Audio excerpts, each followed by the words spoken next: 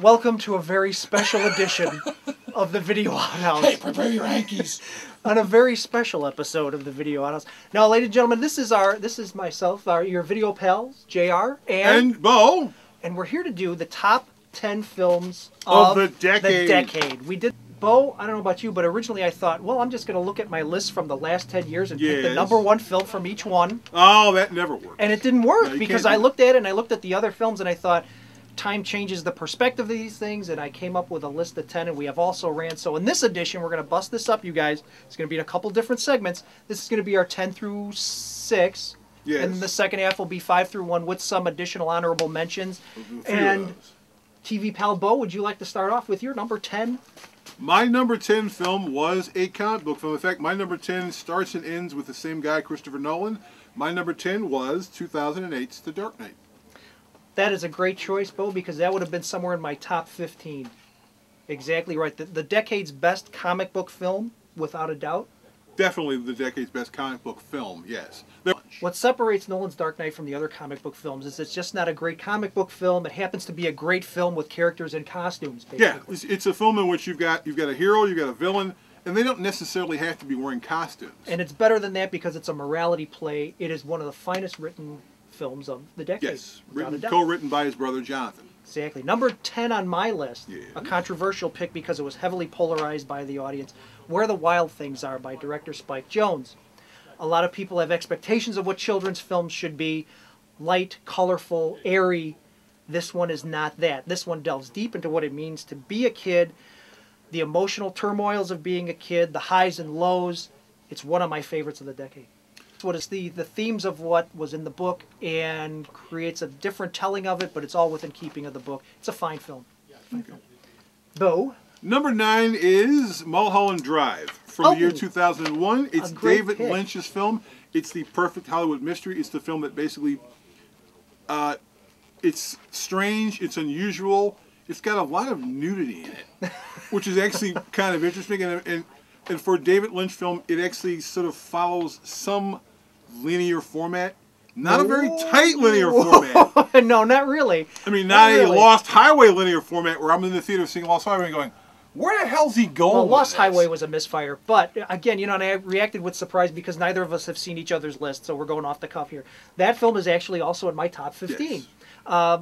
Lynch has always been one of my favorites. There's no one who has a voice like Lynch in film. There's no one who tells a story like Lynch in film. Mulholland Drive is one of his finest films ever. He took with the footage he had, he retooled it, shot some additional stuff, created a singular film.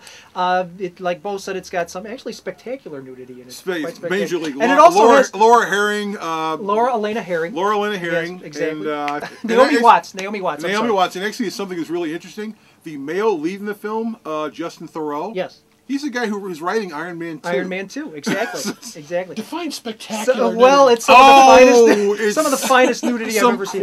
It's just, it has to be seen to be believed, exactly. And it also has little tiny senior citizens running under a door. Yes, and little tiny, yes, which is just so cool. You're like, what? Oh, it's spectacular. David's high? No, David's not high. So okay, we're David Lynch. We love you. All right, next movie on your list. What's your number 8? You. What's your number 8? Me, my number 8 pick would have to be. I have two. You have number 9. I have number 9. I have films by two films by the same filmmaker on my list, surprisingly, and they're Steven Spielberg. AI, Artificial Intelligence. This was a film that was picked up by Steven Spielberg after Stanley Kubrick had passed away. It was meant to be one of Stanley Kubrick's last two films, that and a Napoleon biofilm. AI was a science fiction film based on a Brian Aldiss short story called Super Toys Last All Summer Long.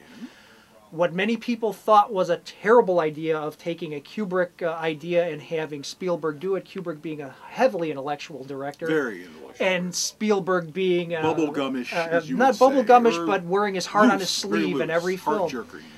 Made for what people thought was going to be a terrible combination. For me, made a really fascinating comparison.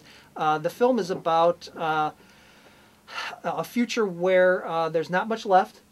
But what's happened is that robotics have come on in a big way, and robotics as far as being able to create friends for you and workers for you, but the one element that's missing is companionship, and this film delves into that in some pretty interesting ways. Haley Joel Osment is in it while he was still young. A little small. Before Sixth Sense even. And it's a vision of the future. There are still things in that film as far as what the New York of the future looks like that I still haven't shaken off yet. So that's a film I like quite a bit. Ironic. I haven't seen the film since I saw it in the theater. When I saw it in the theater, I think there's maybe about 12 people in the theater. Yeah, exactly. It didn't really make a lot of money, and it got really inconsistent reviews. It was also a fine performance by Jude Law. Very fine performance by Jude Law. Yeah, it's a great film. It's not one many people have seen, but seek it out. It's out there. Next. Number 8, Clint Eastwood's $1 Million Baby from the year 2004. Clint Eastwood, Morgan Freeman, and Hilary Swank in a film about boxing that has, the film starts out, it's basically Eastwood and Freeman running a gym. Hilary Swank walks in. She wants him to be trained to be a fighter. Eastwood says, I don't train little girls. He finally decides to train her because she keeps coming in, and there's a moment in this film in which you are going, okay, this is going to be a feel-good Rocky type story, and then something happens that completely changes the entire tenor of the rest of the film, exactly. And you're sitting in the theater going, what the hell was that? Hilary Swank won an Oscar for that film. Yes, Hilary Swank won an Oscar as did Clint Eastwood for his direction. Clint is the man as far as I'm concerned. That film also, Bo, is in my top 20 of the decade, along with Letters from Iwo Jima. Mm-hmm. Also a film that almost made my list. Clint is the man to me. This is a guy who has gone from being originally a sex symbol actor, star, to now a director. He is going to be 80 years old this year. He is directing in films as well as starring in films. He writes the scores for his films. He's an amazing, amazing talent that hasn't let up. And he does an amazing thing of doing 2 takes. Go, okay, I shot it. Okay, I shot it again. Well, we want to do another take. We're done with this. Unlike directors like Stanley Kubrick. Right, we'll shoot over and over and over again. But again, he's going to shoot twice and go, we're done. You'll be moving up, you'll be setting up the next scene. You go, but there was more. You go, no, there isn't. Eastwood has turned himself into one of our finest directors. So next on my list would be David Fincher's Zodiac. Also on my list. Here we go. So we can both tag team on this one. This is about the Zodiac murders. It's a procedural. The unsolved Zodiac murders. The unsolved Zodiac murders. The film stars Robert Downey Jr., Jake Gyllenhaal, Mark Ruffalo. It's a procedural, but it's a darn good procedural. I mean, television is littered with police procedurals. Yeah. They're a dime a dozen, but to make them this involving, this interesting, and kind of gut-wrenching. I mean, the depiction of the murders here, while brief, are really striking. They really, yeah. What's really interesting about Zodiac is that there is a fair amount of special effects stuff in the film. Mm-hmm.